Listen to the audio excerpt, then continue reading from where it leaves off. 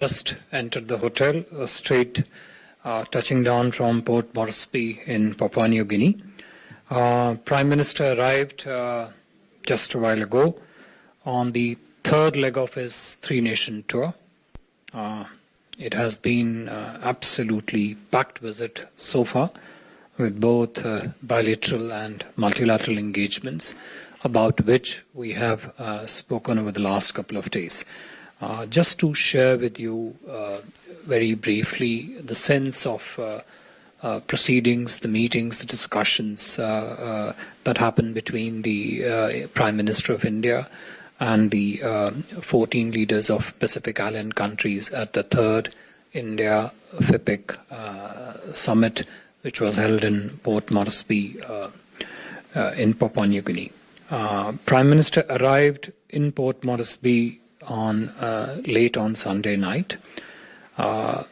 This was the first ever visit by an Indian Prime Minister to Port Moresby, Papua New Guinea, and in a very special gesture, Prime Minister James Marape of Papua New Guinea received the Honourable Prime Minister at the airport. Prime Minister also received a 19-gun salute and a ceremonial guard of honour at the airport, besides a special traditional welcome reserved normally for the returning family members of that country was also accorded to the Honourable Prime Minister. And today, Prime Minister co-hosted with Prime Minister James Marape the third summit of the Forum for India-Pacific Island Cooperation, FIPIC.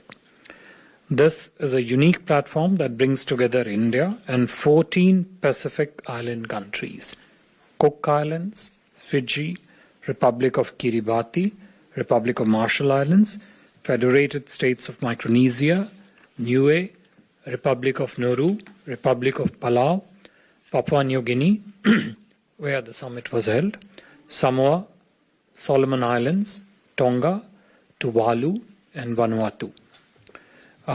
As you would all know and recall, FIPIC was launched in Fiji in 2014 during Prime Minister's visit to that country. It has helped deepen considerably our engagement, its scope, its breadth, and its intensity with the PIC countries across various domains and as per priorities which are set by the FIPIC countries. Today's summit was an opportunity for the PIC leaders to share their views on regional priorities and interest and on engagements with India in their space. There was an overwhelming sense of goodwill towards India and appreciation about India's role and of its engagement in the region. Prime Minister's interventions have been already made available to you. Among other things, he launched the Sustainable Coastal and Ocean Research Institute, SCORI, that is housed in the University of South Pacific in Suva, Fiji, and is supported by NCCR, the National Centre for Coastal Research, Chennai. SCORI is designed to be a nodal centre of excellence in coastal and ocean research and development, focusing on building capacity in some of the most pressing concerns and priorities of the Pacific region for the benefit of the people of the Pacific Island countries, such as the impact of climate change, about which pretty much every Pacific leader spoke in today's summit, on the marine ecosystem, marine pollution, coastal vulnerability to sea level rise, again something which was very prominently underlined by each of the PIC leaders, sea erosions, cyclones, and tsunamis. He also launched DWEPIC, or Data Warehouse for Empowering Pacific Island Countries, which has been developed by Indian Space Research Organization. DWEPIC portal hosts geospatial datasets and services, including satellite data, terrain data, climate and ocean thematic service. DWEPIC, or Data Warehouse for Empowering Pacific Island Countries, which has been developed by Indian Space Research Organization. DWEPIC portal hosts geospatial datasets and services, including satellite data, terrain data, climate and ocean thematic services, disaster services, and value-added services for access and utilization by the Pacific Island countries. This is part of the Space Technology Application Center that was announced by the Honorable Prime Minister in 2015. Today, Prime Minister also announced a 12-step action plan to strengthen India-PIC partnership. I will just enumerate key parts of that 12-step action plan. First, he announced a 100-bed regional super speciality hospital in Fiji, setting up of regional IT and cybersecurity training hub in Papua New Guinea, Sagar Amrit scholarships, 1,000 scholarships spread over the next 5 years, again across the range of areas that are priority for the Pacific Island countries.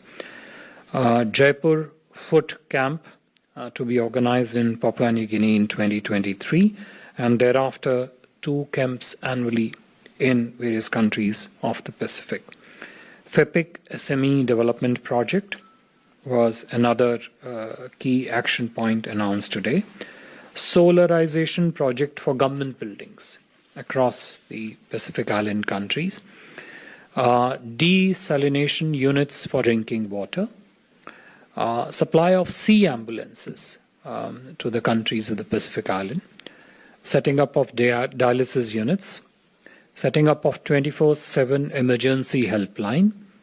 Setting up of Jan Aushadhi Kendras, again to make cost-effective and efficient pharmaceuticals available to the Pacific Island countries, and setting up of yoga centers.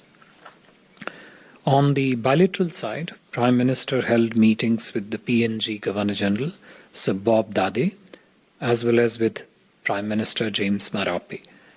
They discussed ways and means to further strengthen their partnership across various sectors, including particularly trade and investment, on matters relating to cooperation in the field of health, capacity building and skill development, as also information technology. Documents on visa exemption for diplomatic and official passport holders, as well as on holding Foreign Office consultations, were also signed during the visit. During today's meetings in Papua New Guinea, Prime Minister was also bestowed with the honor of the highest civilian award of Papua New Guinea, the Grand Companion of the Order of Loguhu. This was conferred upon the Prime Minister by the Governor General in a special ceremony. Prime Minister and Prime Minister of Papua New Guinea, James Marape, also launched a translation of the Tamil classic Tirukkural in the local Tokpisin language. The book is co-authored by linguist Mrs. Subha Sasindran and Mr. Sasindran Muthuvel, Governor of West New Britain, province of Papua New Guinea.